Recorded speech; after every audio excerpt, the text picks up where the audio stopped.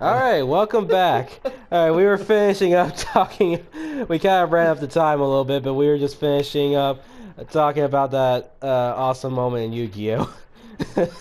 Yeah, when I think Yu-Gi-Oh! Abridged put it beautifully when he just said it's a broken, exploitable mess of a game when you can just literally make up a rule that this one creature is flying because of a levitation ring, thus I will attack said levitation ring, it will cause it to crash on all the monsters on the other side of the field.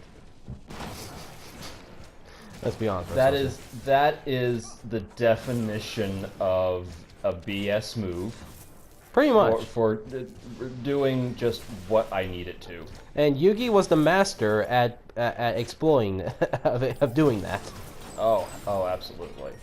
Okay, because my favorite moment was his duel with Mako Tsunami, because there was bullshit rules on both of those duels, on both of those duelists' part, because you had Mako who pretty much just broke the rules by, oh, I'm going to summon water monsters, and because we're in a sea environment, you can't see them.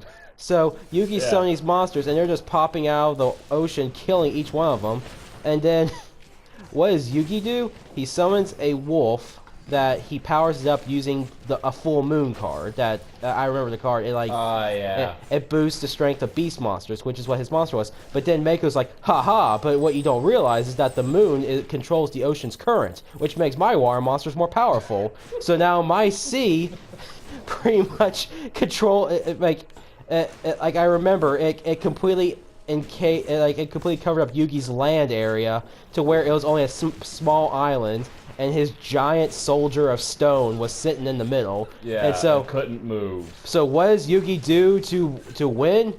He tells his soldier to destroy the moon. And he freaking does it. And that pulls away the current, which thus causes all of the water monsters to have no water, and Yugi beats them with fire. I mean, let's be honest with ourselves here. Yeah. That whole first season was.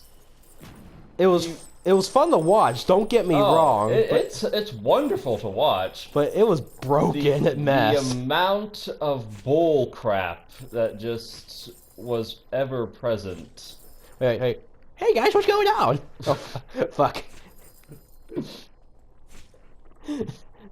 Just a random ghost, okay. Yeah. Oh, wow, that was a short floor. Okay, that makes up for the extra long episode that we had last time. Yeah. Okay. Oh, actually, no. We can make this work. We can make this work. We can make this work? Yes. Okay. We're going to go back and go to this place. Okay. Alright. Let's cause some mayhem. But yeah, that entire first season, if anyone gets a chance, please get on Hulu, or if it's on Netflix yet, get on some Netflix and just check that out, because that first season, it's one great hot mess. Let's just say that. It's the kind of bad you love watching. That's very true. It's like a lot of '90s cartoons. Mm-hmm.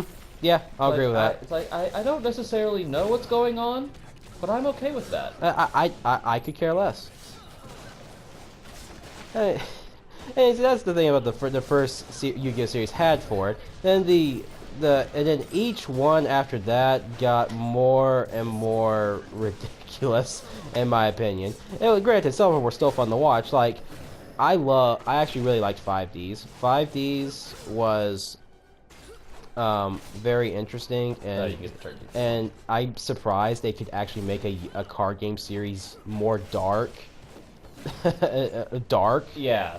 But I enjoyed every bit of it. I personally liked the dual motorcycles, and I liked the ways the synchro summoning mechanic. I thought it was I had a blast watching the whole thing. My only problem with stuff like that is it becomes a gimmick. Yeah. And the definition of a gimmick is something that you could already do, but now you can do either differently or better than before. Yes.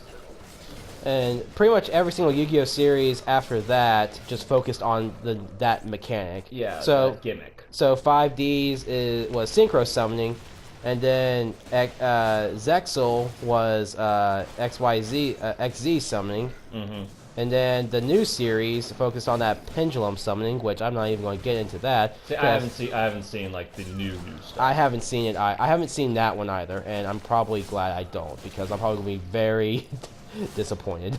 Yeah, you can't catch lightning in a bottle. Yeah. That very first season, that very first series, and you know what? Even going back and like, man, the whole friendship thing that they just drill into oblivion. I'm okay with it. I'm okay with it too. Now, this is my other opinion, because I watched all of GX, and I'm gonna be honest, I hate GX. Like, I first watched the English dubbing of it, and one thing I find hilarious is that they never dubbed the last season of GX, and that's my favorite part. That's actually my favorite thing about GX, and I think it is a really good story. Is that entire last season is the season that 4Kids never did, basically, because it was pretty dark, had interesting stuff with its characters, and then so I'm losing focus of here. But the point is, I think it was really good, because I remember I was watching the series again because I had just finished watching Yu-Gi-Oh, like all 5 seasons of the first series, and then I decided to watch GX, and it was so hard to watch through it because of the bad English dubbing. It was awful. I'm sorry, the dubbing was terrible. And then I saw this last season, the very last season for it, and it pretty much wrapped the series all together. I was like, wow, if they had something like this for the if they had something like if they had something like the last season, this series would be so much better. Yeah. You know. I can understand that. Yeah. But we've actually gone through 2 levels. Yes, we did. Of this, so I think that makes up for the abrupt ending of last episode. Yeah. So we will go on to the what's next? Let's see. We just finished. We just finished that one. We just finished that one. And now we have the Palace of. Come on. Come on. Sure, we'll go with that. We'll go with that. Yes. Yeah, okay. All right. Later. Later.